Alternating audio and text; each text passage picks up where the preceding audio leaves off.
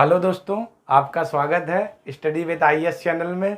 दोस्तों, कल की जो क्लास हुई थी दोस्तों, वो मैंने वर्षा के बारे में बताया हुआ था। आज की क्लास दोस्तों हम लोग शुरू करेंगे वर्षा के प्रकार को लेकर।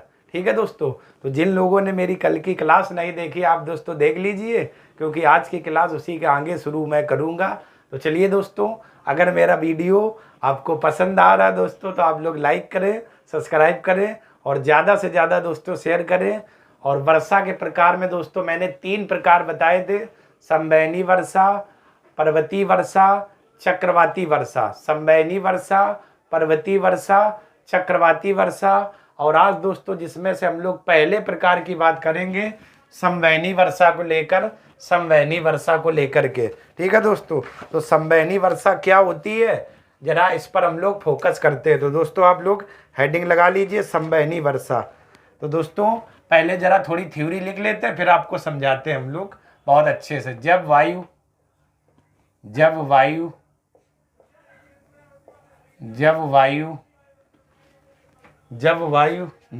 जाती है, जब वायु गर्म हो जाती है, जब वायु गर्म हो जाती है, तो वह संवहन धाराओं के रूप में तो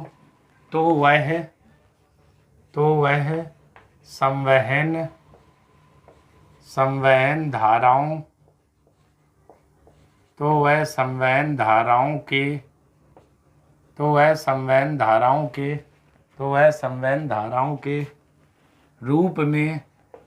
धाराओं के रूप में ऊपर उठती है। दोस्तों अभी हम क्या करेंगे, पहले थोड़ा थ्योरी लिखवा देते हैं और फिर दोस्तों मैं चित्र की सहायता से आपको अच्छे से समझाता हूँ। जब वायु गर्म हो जाती है तो वह संवहन धाराओं के रूप में ऊपर उठती है और ऊपर उठकर फैल जाती है,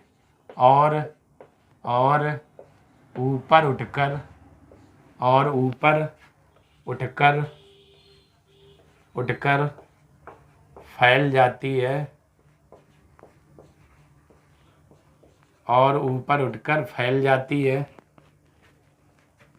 जिससे इसका तापमान गिर जाता है, जिससे इसका तापमान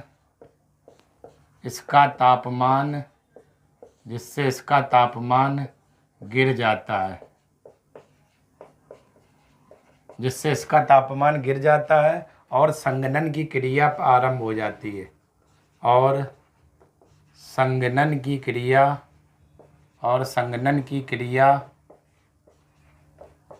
आरंभ हो जाती है,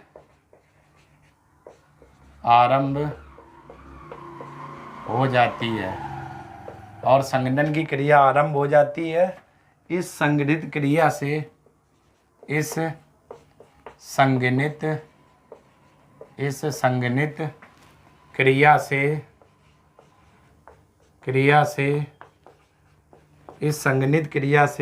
मेघ बन जाते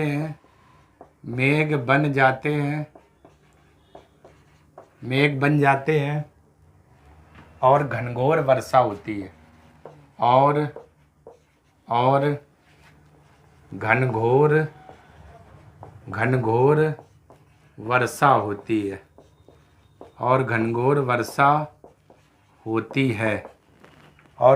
वर्षा होती है। यह वर्षा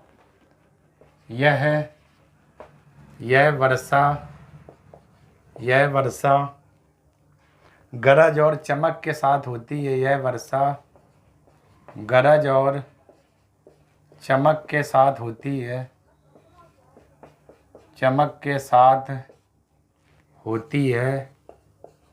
यह वर्षा गरज और चमक के साथ होती है। ठीक है ना दोस्तों। विषुवत रेखी तथा समशीतोष्ण प्रदेशों में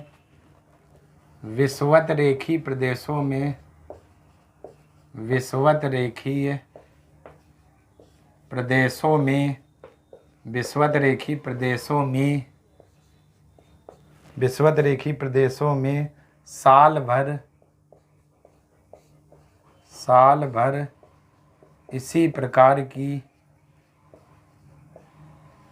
साल भर इसी प्रकार की वर्षा होती है, इसी प्रकार की वर्षा होती है। ठीक है दोस्तों, ये थ्योरी थी दोस्तों, ठीक है ना। अब इसी थ्योरी को दोस्तों हम लोग बहुत अच्छे से चित्र की सहायता से समझने का प्रयत्न करते हैं। तो दोस्तों संवहनी वर्षा में दोस्तों बात करें तो जरा आप लोग दोस्तों ध्यान से समझना चित्र की सहायता से। जैसे दोस्तों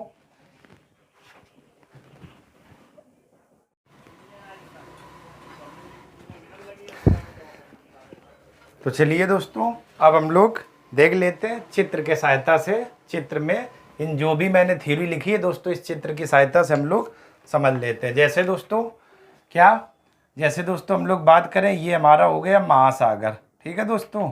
और ये महासागर में दोस्तों क्या, जल भरा हुआ है, महासागर। और ये महासागर में दोस्तों क्या, जल भरा हुआ है, ठीक है दोस्तों। जैसे यहाँ पर दोस्तों ये हमारा सूर्य हो गया, ठीक। और जब सूर्य की किरणें दोस्तों यहाँ पर इस जल वाले भाग में पड़ेंगी दोस्तों, सूर्य की किरणें, तो दोस्तों क्या होगा, ये जली भाग दोस्तों गर्म होगा। और गर्म होने से यहाँ की दोस्तों वायु भी गर्म होगी। और ये दोस्तों गर्म वायु क्या ऊपर उठेगी इस तरीके से ऐसे, तो ये गर्म वायु दोस्तों क्या ऊपर उठेगी संवहन धाराओं के रूप में दोस्तों, क्या संवहन धाराओं के रूप में ये दोस्तों गर्म वायु क्या ऊपर उठेगी जलवाष्प को लेकर के, ठीक है दोस्तों।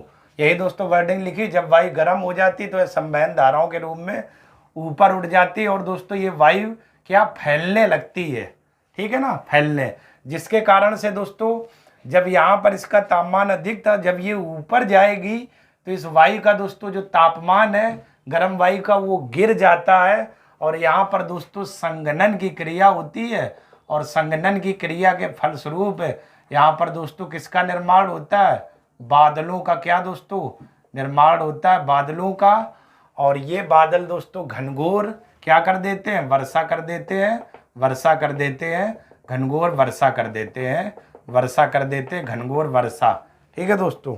मतलब दोस्तों ये आपका जैसे महासागर हो गया, तो यहाँ पर जब सूर्यातप यानी सूर्य की गर्मी दोस्तों इस जल वाले भाग में पड़ेगी, तो यहाँ से दोस्तों गर्म वायु ऊपर उठेगी, ठीक है ना, वो भी संवहन धाराओं के रूप में।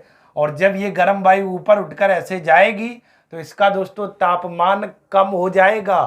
और तापमान जब कम होगा तो यहाँ दोस्तों क्या संघनन की प्रक्रिया प्रारंभ हो जाएगी, संघनन की क्या प्रक्रिया प्रारंभ हो जाएगी। और संघनन की दोस्तों प्रक्रिया प्रारंभ होने से बादलों का निर्माण हो जाएगा। और यही बादल दोस्तों अंत में क्या घनघोर बारिश करेंगे, घनघोर बारिश करेंगे। और यह वर्षा दोस्तों गरज और चमक के साथ होगी, यह वर्षा गरज और चमक के साथ में होगी। फिर दोस्तों समझ लेते हैं, जब गर्म वायु ऊपर उठती है संवहन धाराओं के रूप में, तो ऊपर जाने पर दोस्तों ये फैलती है और इसके तापमान में कमी आ जाती है। और तापमान में जब गिर जाता है तो दोस्तों यहाँ पर संघनन की प्रक्रिया प्रारंभ हो जाती है, संघनन की प्रक्रिया। और संघनन की प्रक्रिया से दोस्तों क्या जब प्रक्रिया प्रारंभ हो जाएगी तो बादलों का निर्माण हो जाता है। और ये बादल दोस्तों गरज और चमक के साथ घनघोर वर्षा करते हैं, घनघोर वर्षा करते हैं।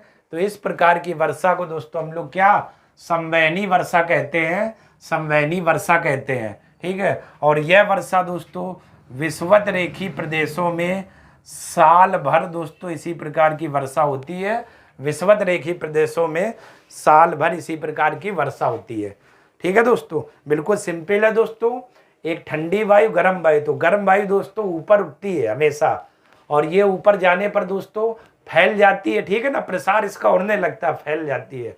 और जब फैलती दोस्तों इसका तापमान गिर जाता है और तापमान गिरने से संघनन की प्रक्रिया प्रारंभ हो जाती है और जिस कारण से दोस्तों बादलों का निर्माण होता है। और ये बादल आगे चलकर घनघोर वर्षा करते हैं और यह वर्षा गरज और चमक के रूप में होती है। इस प्रकार की वर्षा को हम लोग संवहनी वर्षा कहते हैं, संवहनी वर्षा कहते हैं। विषुवत रेखी प्रदेशों में इसी प्रकार की वर्षा पाई जाती है, विषुवत रेखी प्रदेशों में इसी प्रकार की वर्षा पाई जाती है। क्लियर दोस्तों? तो चलिए दोस्तों आप लोग इतने का स्क्रीनशॉट ले लीजिए, इसके बाद दोस्तों हम लोग आगे बात करते हैं।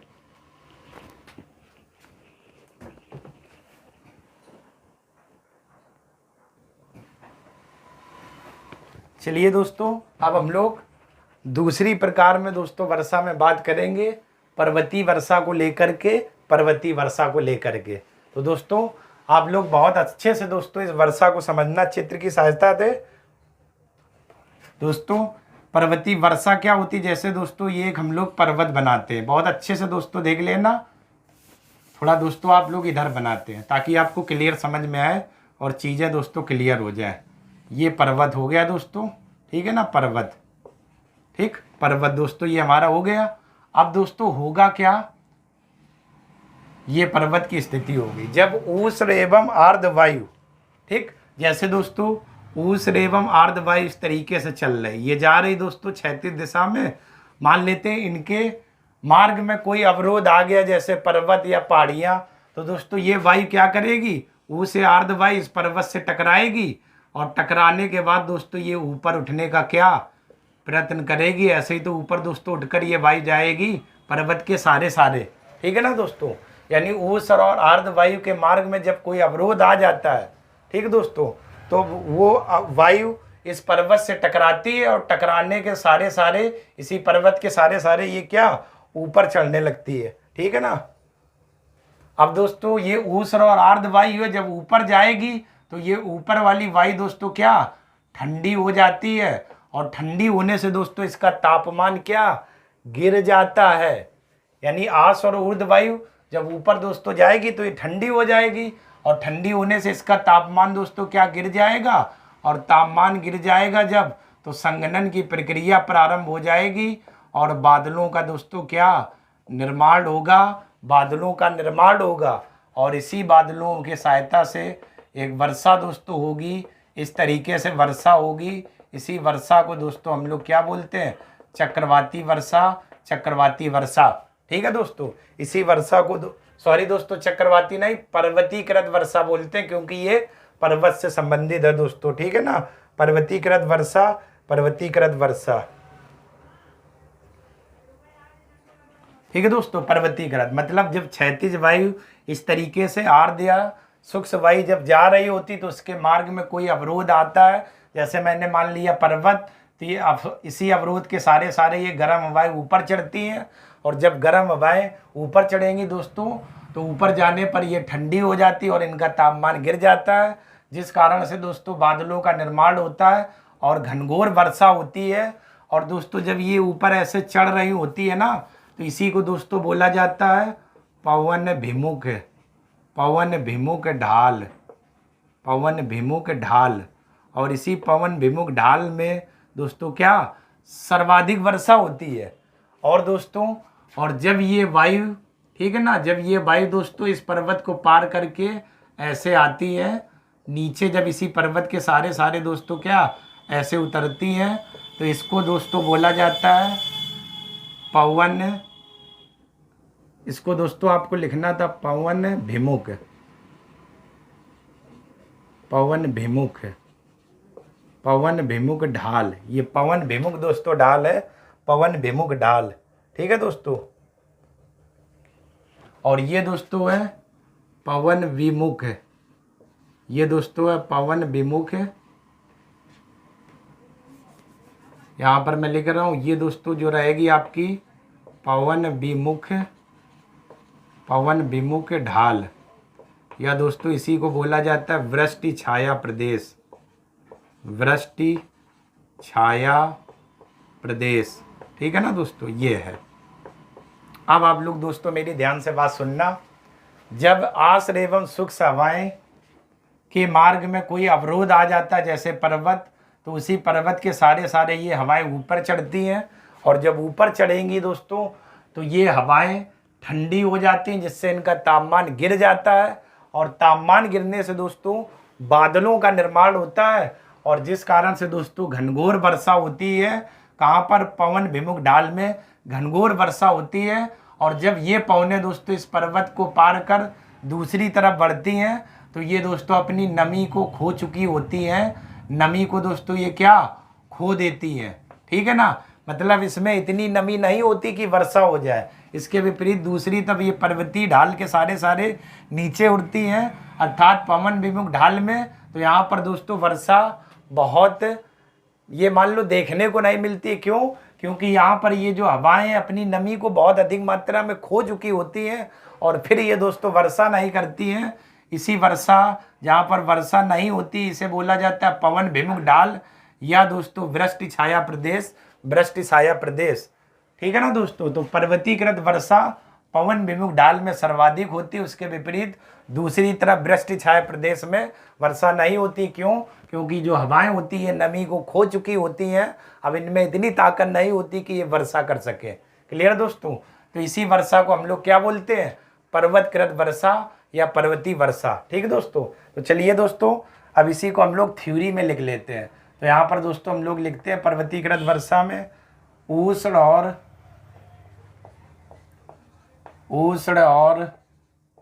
आर्द्र पवनों के मार्ग में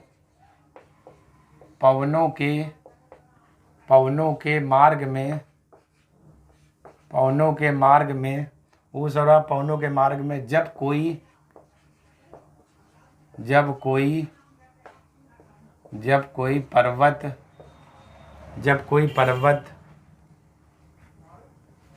कोई पर्वत आ जाता है, पर्वत या दोस्तों पहाड़ियाँ आप ऐसे भी लिख सकते हो, तो पवन को बाध्य होकर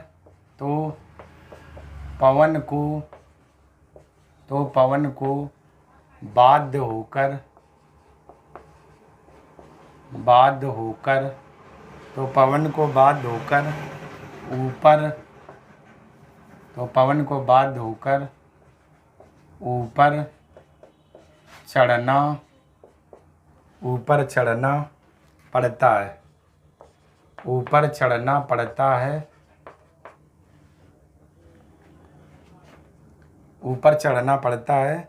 ऊपर उठने पर वह ठंडी हो जाती है। ऊपर उठने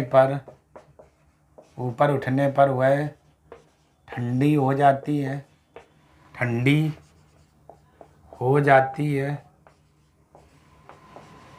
ऊपर उठने पर वह ठंडी हो जाती है और वर्षा कर देती है।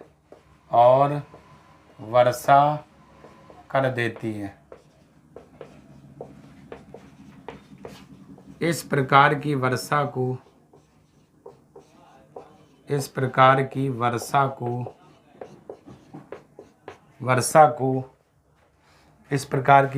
को पर्वतीय वर्षा कहते हैं।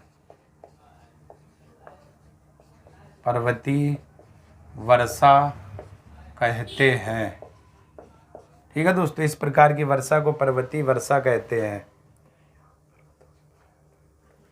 यहाँ पर्वतों के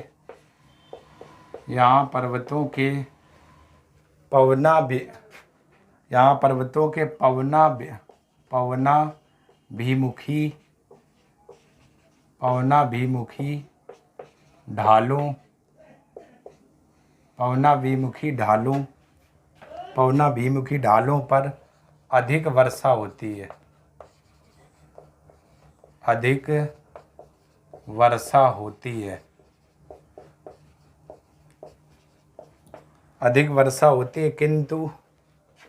किंतु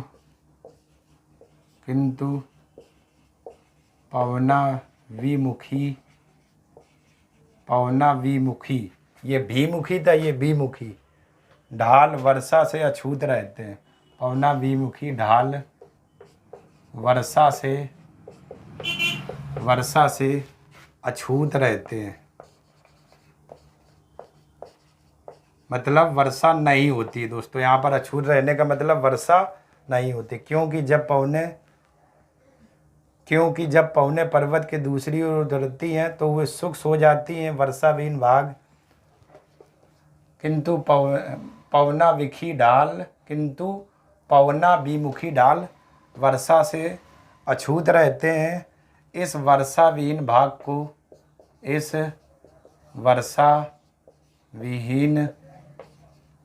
भाग को वृष्टि छाया प्रदेश कहते हैं। वृष्टि छाया प्रदेश कहते हैं। ठीक है दोस्तों, वृष्टि छाया प्रदेश कहते हैं। क्लियर। तो ये दोस्तों आपका है वृष्टि छाया प्रदेश, वृष्टि छाया प्रदेश। ठीक है दोस्तों। तो जो दोस्तों ये चित्र में था बस मैंने वही आपको लिखवा दिया हुआ है। ठीक है दोस्तों, यही तो है। जरा देखिए, किंतु पवना विमुखी ढाल वर्षा से अछूत रहते, मतलब ये वाला जो ढाल है यहाँ वर्षा नहीं होती। क्यों? क्योंकि पवना इतनी शुष्क हो जाती है, अपनी नमी को खो देती है। इस प्रकार ये दूसरी ओर वर्षा नहीं कर पाती हैं। इसी वर्षाहीन भाग को दोस्तों हम लोग क्या बोलते हैं? वृष्टि छाया प्रदेश कहते हैं, वृष्टि छाया प्रदेश कहते हैं। क्लियर दोस्तों। तो ये आपका था चित्र और ये थी दोस्तों थ्योरी। और दोस्तों भारत में सर्वाधिक जो वर्षा होती है दोस्तों वो पर्वतीकृत वर्षा होती है, पर्वतीकृत वर्षा होती है। ध्यान से सुनना, भारत में सर्वाधिक पर्वतीकृत वर्षा होती है, भारत में सर्वाधिक पर्वतीकृत वर्षा होती है। ध्यान रखना दोस्तों, इस पॉइंट को ध्यान रखना। ठीक है दोस्तों। तो चलिए दोस्तों, आप लोग इतने का स्क्रीनशॉट ले लीजिए। इसके बाद दोस्तों हम लोग आगे बात करते हैं।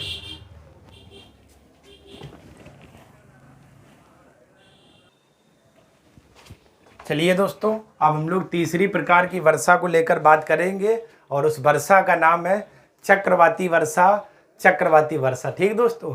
तो पहले दोस्तों इसकी थ्योरी लिख लेते हैं, फिर आपको चित्र से समझाते हैं चक्रवाती वर्षा क्या होती है। तो दोस्तों चक्रवात के आंतरिक भाग में जब भिन्न तापमान वाली पवने भाग में जब भिन्न तापमान वाली पवने जब भिन्न तापमान वाली पवने आपस में मिलती हैं, आपस में मिलती हैं, जब भिन्न तापमान वाली पवने आपस में मिलती हैं तो ठंडी पवने गर्म पवनों को ऊपर की ओर ढकेलती हैं। तो ठंडी पवने गर्म पवनों को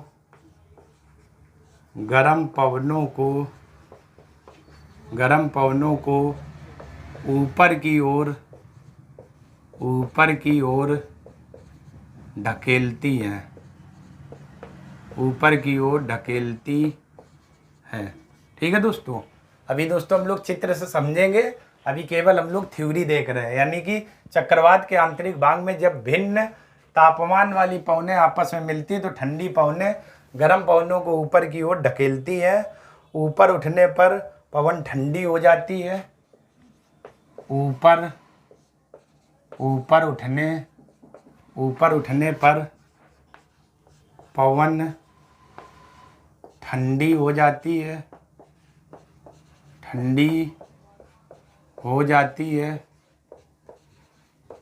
ऊपर उठने पर पवन ठंडी हो जाती है और वर्षा कर देती है, और वर्षा कर देती है, और वर्षा कर देती है। इस प्रकार होने वाली वर्षा चक्रवातों द्वारा होती है। इस प्रकार होने वाली वर्षा चक्रवातों द्वारा होती है, चक्रवातों द्वारा होती है। ठीक है दोस्तों। इस प्रकार की होने वाली वर्षा किसके? चक्रवातों के द्वारा होती है, चक्रवातों के द्वारा होती है दोस्तों।